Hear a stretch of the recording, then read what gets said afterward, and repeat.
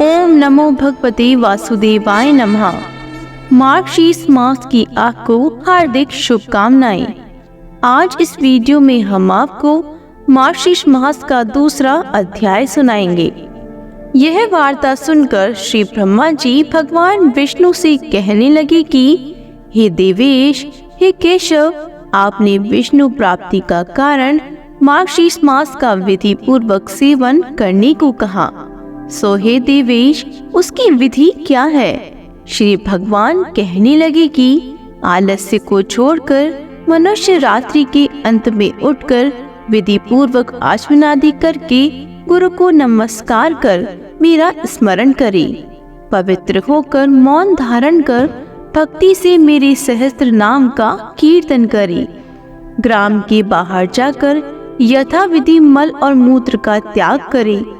मृतिका आदि से शुद्ध होकर दंत धावन पूर्वक स्नान करके तुलसी की जड़ की मिट्टी को तुलसी पत्र सहित मूल मंत्र अथवा गायत्री मंत्र से आमंत्रित करके उस मृतिका को शरीर में लगाकर स्नान करें और जल के अंदर नाक को दबा अधवर्षण मंत्र को पढ़े।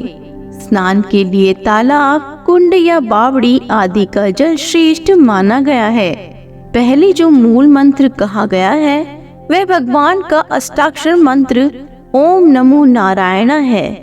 पवित्र होकर हाथ में कुशाले आचमन कर अपने हाथ से 4 हाथ के चारों तरफ चौकोन स्नान जल में कल्पना करें और इन मंत्रों से गंगा जी का आवाहन करें कि हे गंगे, तुम विष्णु के चरणों से उत्पन्न हुई हो, इसलिए विष्णु रूप ही हो, अतः तुम मेरी रक्षा करो। जन्म से मरण पर्यंत तुमको नमस्कार है।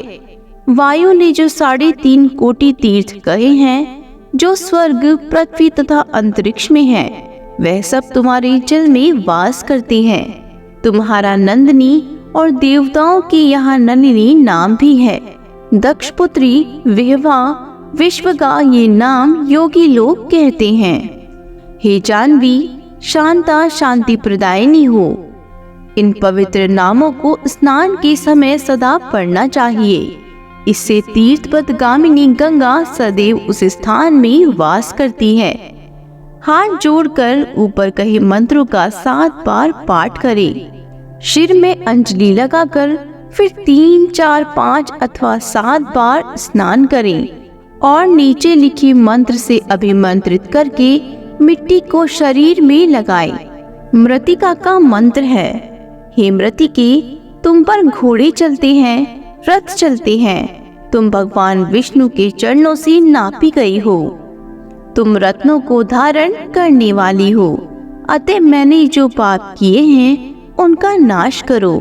हे मृतिके, सैकड़ों बाहुबली श्री कृष्ण ने 12 रूप धारण करके तुमको ऊपर को उठाया है।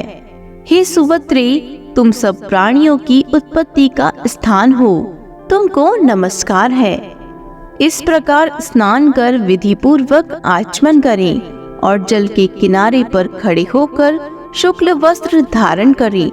आचमन कर देवता, ऋषि और पितरों का तर्पण करके दूसरी धोती को धारण करके तर्पण की धोती को निचोड़े तथा शुद्ध मृतिका को लेकर अभिमंत्रित करके आलस्य को त्याग कर वैष्णव लोक ललाट में यथा संख्य उधर्व पुंड तिलक लगावे।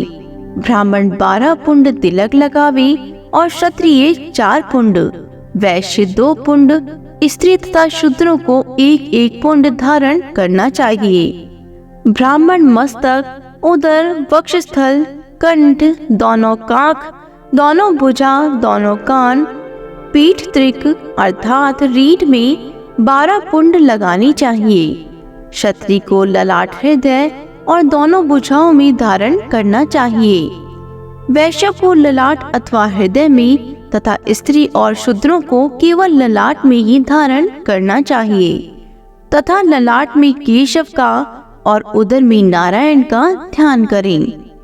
ब्राह्मण वक्षस्थल में माधव का, कंठ में गोविंद का, काक में विष्णु का, बाहों में मधुसूदन का, कानों के मूल में त्रिविक्रम का, वाम पार्श्व में वामन का, वाम बाहु में श्रीधर का, कान में हृषिकेश का, पीठ में पद्मनाभ का, त्रिक में दामोदर का ध्यान करें और हाथ जोड़कर तिलक जल को भगवान वासुदेव का ध्यान कर सिर पर धारण करें।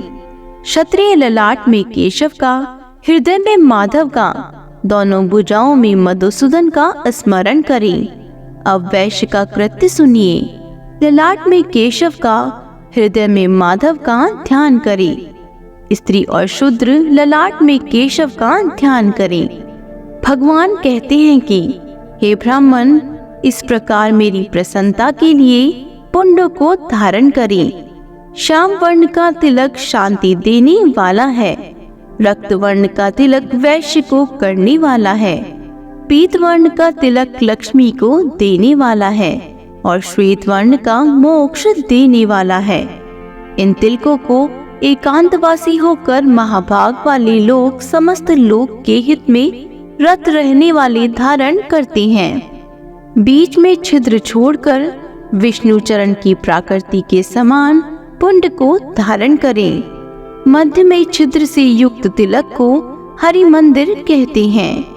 ऊपर को उठा हो, सुंदर हो, सीधा हो, पतला हो, पार्श्व भाग सुंदर हो और मन को मुग्ध करने वाला हो, यह उत्तम तिलक कहा गया है।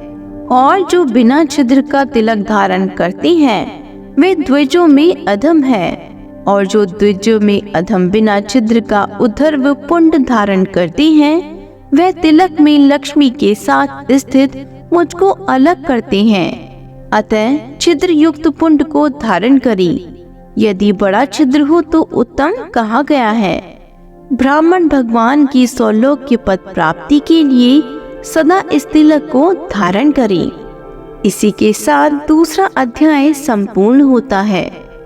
मार्गशीर्ष माह के सभी अध्यायों को नियमित रूप से सुनने के लिए हमारे चैनल को सब्सक्राइब जरूर करें। बोलो विष्णु भगवान की जय हो।